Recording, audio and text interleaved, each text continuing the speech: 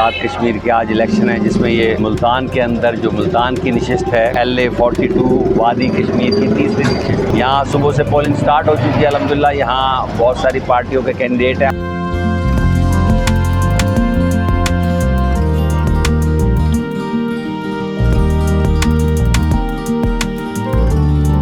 हमारा जो इलेक्शन है ये इमरान खान साहब की क़यादत में हम ये इलेक्शन लड़ रहे हैं। PTI का जो सीट है ये हमारे मुल्तान में फ़र्स्ट टाइम ये सीट किसी गवर्नमेंट ने हमें मुल्तान में दी है। आप देखेंगे कि कश्मीर का जो इशू है जो आज 70 साल हो गए हल नहीं हुआ। इमरान खान साहब अपने भरपूर क़यादत से इस मसले को भी इंशाल्लाह पाया तकमील तक पहुँचाएँगे। इंशाल्लाह जो मसाइल हैं मुल्तान के कश्मीरियों के वो भी इंशाल्लाह हर तरीके से हल होंगे।